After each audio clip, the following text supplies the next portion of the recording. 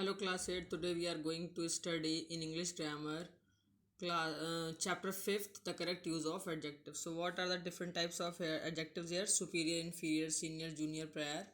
These comparative adjectives are always used as a comparative degree, but they are followed and by to instead of than.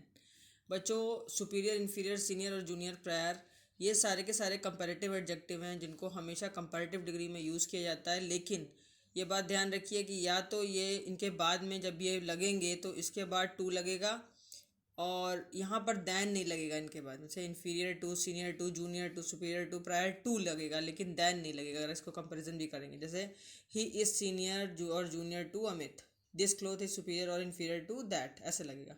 Farther और further में देखिए, farther भी एक comparative degree है फार का। ये greater distance के लिए यूज़ किया जाएगा। अगर दो पॉइंट्स के बीच में बहुत लंबा डिस्टेंस है, बहुत बड़ा डिस्टेंस है, तो फार्दर यूज़ किया जाएगा। जबकि फर्दर जो है वो कंपैरेटिव डिग्री है फोर की कंपैरेटिव डिग्री है फर्दर, और फार की कंपैरेटिव डिग्री है फार्थर। फार से फार्थर बना और फोर से फर्दर बन रहा है। फार से फार्दर जो बन रहा है वो ग्रेटर डिस्टेंस के लिए यूज़ किया जा रहा है कंपैरेटिव डिग्री में, और जो फर्दर है वो कुछ समथिंग एडिशनल और समथिंग मोर इन एडवांस में यूज़ है। जैसे जैसे कोई अगर एडवांस काम करना हो, एडिशनल काम करना हो, तो उसके लिए फर्दर यूज़ करेंगे। जैसे Varanasi is farther from Kolkata than Patna is. Varanasi Calcutta से पटना की अपेक्षा बहुत ज़्यादा दूर है, तो फार्दर बहुत ज़्यादा, फार्दर डिस्टेंस के बाद। We must get further information, हमें अब आगे की इन्फॉर्मेशन ज़रूर चाहिए, तो वो फर्दर आगे की, तो इसलिए फर्दर। ईच और every, each is use in speaking of two और मोर थिंग्स और पर्सनस। अगर आप दो या दो से अधिक लोगों के बीच में कोई किसी एक की बात करते हैं तो ईच का यूज़ होता है, या फिर प्रत्येक की बात करते हैं तो ईच का यूज़ होता है। Each means one of two things, दो में से कोई एक चीज़, ईच का मतलब। और any one of any number exceeding to, यानी कि दो लोगों में से कोई भी एक नंबर। एवरी हमेशा यूज़ किया जाता है in speaking more than two person और थिंग। अगर दो या दो से ज़्यादा लोगों के बारे में बात की जा रही है तो एवरी यूज़ होगा, और अगर दो या दो से अधिक लोगों की बात तो की जा रही है बट उसमें कोई एक प्रत्येक व्यक्ति की बात करी तो ईच का यूज़ होगा। Every is never use for one of two. Every कभी भी दो लोगों में से किसी एक के लिए एवरी यूज़ नहीं होगा, हमेशा वहाँ पे ईच यूज़ होगा। लेकिन सभी लोगों की बात की जाएगी तो वहाँ पर एवरी का यूज़ होगा, but always for some number exceeding two. अगर दो से ज़्यादा कोई नंबर है तो उसके लिए एवरी यूज़ होगा। जैसे देखिए, he was sitting with a child on each side of him. वह उस बच्चे के दोनों साइड में कहीं पर भी बैठा है। I held him on each occasion, उसको मैं प्रत्येक ओकेजन पे हेल्प करता हूँ। Not every horse can run fast, कोई भी घोड़ा तेजी से नहीं दौड़ा या दौड़ सकता, तो वो सभी हॉर्सेस की बात कर रहे हैं। अब है, each is use in respect of a definite number of person और थिंग्स।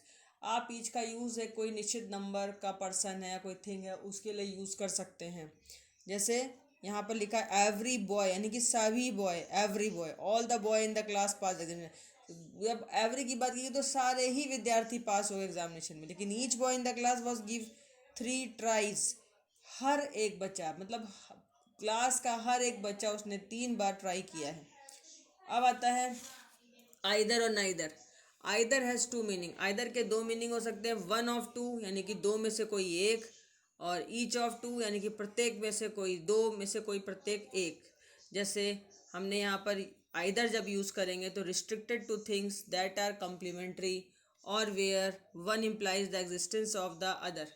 आइदर का यूज़ आप दो में से कोई एक लोगों के लिए करोगे, और नाइदर का यूज़ क्या करते हैं, जैसे निगेटिव होता है आइदर का नाइदर। तो ये जो है नाइदर, ये सिग्निफाई करता है वन और नॉर द अदर, यानी कि एक ही को सिग्निफाई करेगा। ये सेंटेंसेस कुछ देखिए, देखें, he can take either side, उसने प्रत्येक साइड ले ली। He can take one side और द अदर, मतलब वह एक साइड भी ले ली उसने और दूसरी साइड भी ले ली। The river overflowed on either side, नदी दोनों किनारों पर से उफान मार रही है, यानी कि the river overflowed on both sides. Both की बात करें तो either. We should take neither side, हमें कोई भी साइड नहीं लेनी चाहिए, मतलब ये भी नहीं और वो भी नहीं। We should take neither both side से, दिस साइड और नॉट दैट, ना तो ये लेनी चाहिए ना वो लेनी चाहिए।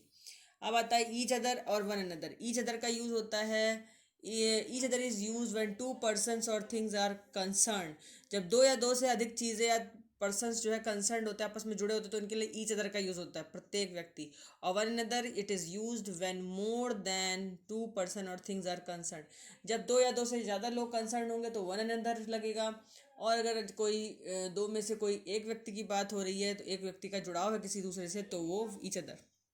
The two friends help each other, दो दोस्त हमेशा एक दूसरे की मदद करते थे, तो वहाँ ईच अदर दो ही की बात की गई है। लेकिन we should love one another, हम सभी को एक दूसरे से प्यार करना चाहिए, तो हम सभी की बात है, बहुत सारे लोग हैं हम में, तो वहाँ पर वन अनदर का यूज होगा। Preferable, preferable this would has the force of a comparative.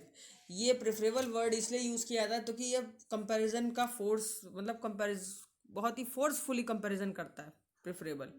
जैसे मैंने कहा health is more preferable than riches, पैसे से ज़्यादा कहीं ज़्यादा स्वास्थ्य बहुत ज़रूरी होता है, तो इसलिए उसको प्रेफर करना चाहिए, उसको हमेशा स्वास्थ्य को लेना चाहिए। अगर पैसा और स्वास्थ्य दोनों में से कोई पूछा जाए आपसे कि आप पहले क्या लेंगे, तो हम स्वास्थ्य को प्रेफर करेंगे। फिर health is preferable to riches, यानी कि दैन नहीं लगेगा वहाँ पे क्या लगेगा, preferable to riches, okay, to लगेगा। Unique, extreme, chief, complete, perfect, ideal, universal और एंटायर, ये सारी की सारी जो है एडजेक्टिव में हाईएस्ट डिग्री शो करती हैं, इनमें कंपैरिजन नहीं हो सकता, ये सब में से ऑल शो होती है। जैसे we can't say he is my chiefest enemy, हम नहीं कह सकते कि वह हमारा सबसे मुख्य एनिमी है, चीफेस्ट। इसमें जो कंपैरिजन होता है वो कंपैरिजन होता ही नहीं है, सबके बारे में बात की जाती है, chiefest. We should say he is my chief enemy.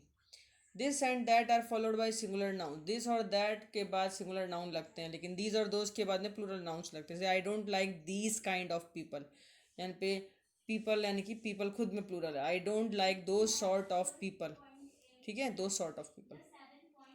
अब इंटीरियर, एक्सटीरियर, मेजर, माइनर, यूटीरियर, इनके बाद में भी आप देखिए कि इंटीरियर के बाद में कोई भी टू या द नहीं लग रहा है।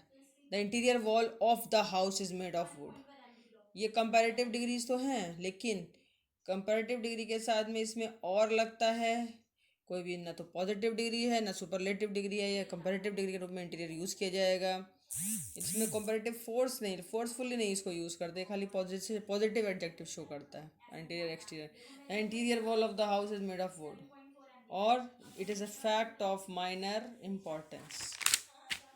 अब आता है former, latter, inner, outer, utter और एल्डर, ये भी कंपैरेटिव डिग्रीज हैं जो ई आर करके अपना कंपैरेटिव फोर्स दिखाती हैं, but have lost their comparative force, लेकिन इनमें कंपैरेटिव फोर्स इतना दिखता नहीं है, और ये भी पॉजिटिव एडजेक्टिव की तरह यूज़ की जाती है। इसके बाद याद रखिए फॉर्मर टू लगेगा बट देन नहीं लगेगा। ही इज़ एन अटर फूल, या कुछ नहीं लगेगा, he is an utter fool of the two brothers, Jack is the elder. तो इस तरीके से बच्चों ये आपका चैप्टर यहाँ पे फिनिश होता है, इसकी एक्सरसाइज मैं आपको भेजूंगी, और आपको I hope that you will well understand with this lesson. Till then good bye, till my next video, please subscribe my channel and share my videos too, okay, bye bye.